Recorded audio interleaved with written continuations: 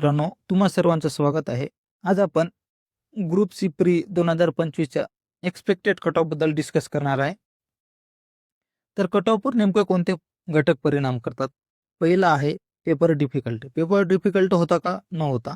पण इझी होता का? न होता. पेपर मॉडरेट लेवलला म्हणूया, इझी पण म्हणता येणार नाही. काही सेक्शन हार्ड होते. दुसरा आपण वॅकन्सी धरूया, वॅकन्सी जास्त आहेत. ठीक आहे. आणि तिसरा मुलांची पर्सेंटी. ठीक आहे, हा एक झाला. तर मॉडरेट लेवलला होता, यामुळे कट ऑफ वाढू शकतो, पण वॅकन्सी जास्त असल्यामुळे कट ऑफ निश्चितच थोडंफार खाली येईल आणि मुलं ॲब्सेंट होते त्यामुळे थोडंफार खाली येऊ शकतो. बट 2025च्या ग्रुप बी पेक्षा हा कट ऑफ निश्चितच वर येईल, कारण तो पेपर थोडासा टफ लेवलला म्हणावं लागेल आपल्याला. ठीक आहे. तर हे 3-4 घटक आहेत जे कट ऑफवर परिणाम करतील. बट मला काय वाटते, हा पेपर ग्रुप सी 2024 पेक्षा इझी होता, त्यामुळे त्यापेक्षा हा कट ऑफ निश्चितच जास्त लागेल. आणि जागा यावेळेस ग्रुप सी 2024 पेक्षा कमी आहेत, वाढू शकतात, बट सध्याच्या घडीला कमी आहेत, त्यामुळे कट ऑफ थोडंफार वाढेल. आपल्याला एवढं ध्यानात ठेवलं पाहिजे. तर ओपन मेलचं तुम्हाला सगळ्यात पहिले कट ऑफ सांगतो मी. त्या अगोदर तुम्हाला माहीत असेल की 900,000 जागा आहेत ज्या नंतर जाऊन वाढू शकतात. त्या आधारे मी कट ऑफ डिस्कस करणार आहे. हा कट ऑफ मी तुम्हाला सांगिततो, ही कट ऑफ की आल्यावर सांगत आहे मी. ठीक आहे. तर ओपन मेलचा कट ऑफ किती राहील माझ्या मते, ॲज ऑफ नाऊ हा राहील 57 ±2. हा ओपन मेलचा कट ऑफ आहे. तुम्हाला जास्त वाटत असेल, परंतु मित्रांनो, मुलांना ग्रुप सीला मार्क्स आहेत, ग्रुप बीला नाहीत, बट ग्रुप सीला आहेत. सगळ्यात जास्त मॉक 55 ते 60 मध्ये आहेत ग्रुप सीचा. त्यामुळे अपर रेंज जर आपण धरलं तर 57 ±2 55 पर्यंत येऊ शकतो. बट मला सध्याच्या घडीला 57 ±2 ओपनचा कट ऑफ वाटत आहे. ठीक आहे. आता फिमेलचा जर आपण गेस करायला गेलं, हा अंदाज आहे, एक्सपेक्टेड कट ऑफ आहे. ओपन फिमेलचा आपण जर गेस करायला गेलं तर मला वाटते हा 52 ±2च्या दरम्यान राहील.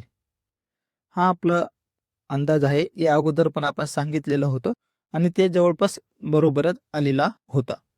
ठीक आहे. त्यानंतर EWS जनरलचा आपण सांगायला गेलं तर EWS जनरलचा किती लागेल? 48 ±2. ठीक आहे. ST जनरल सांगायला गेलं, हा राहील 49 ±2. ठीक आहे. आणि SC जनरल जास्त काही फरक पडणार नाही ओपनपेक्षा, बट ॲज ऑफ नाऊ मी सांगेल 56 ±2.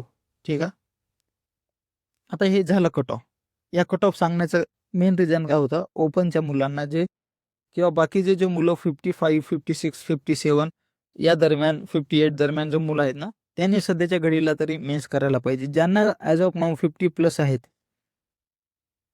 ज्यांचे सेकंड की नाव मार्क वाढू शकतात किंवा सेकंड कीच जाऊ द्या, 55+ वाल्याने सध्या तरी मेन्सचा अभ्यास करायला हरकत नाही. कारण की आपल्याला 2026ची जी प्रिलिम्स आहे ग्रुप बी ग्रुप सीला, त्याला खूप वेळ आहे आणि ग्रुप बी मेन्स ग्रुप सी मेन्सला त्याच्या अगोदर आपण अभ्यास कव्हरअप करू शकतो. आणि बायचान्स जागा वाढलेत, 55 वाला पण होऊ शकतो, होईल अशी माझी इच्छा आहे व्हावे.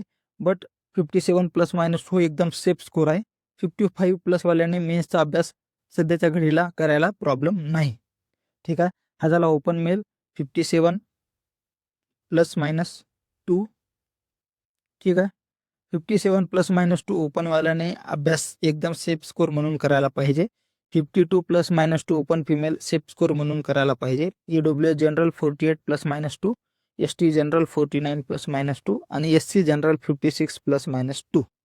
बाकीच्या कास्टवाल्याने जनरलवाल्याने त्यांना माहीत आहे ओपन एवढाच आपला कट ऑफ लागत असतो. तरी पण बाय चान्स आपण ओपनपेक्षा अर्धा पॉईंट किंवा अर्धा 1 मार्क कमी धरून चलावे. ठीक आहे. हा झाला आपला एक्सपेक्टेड कट ऑफ. हा आपला अंदाज आहे. पूर्णपणे अशीच लागावी माझी इच्छा आहे, बट यापेक्षा खाली लागलं तर मी त्यापेक्षा हॅप्पी.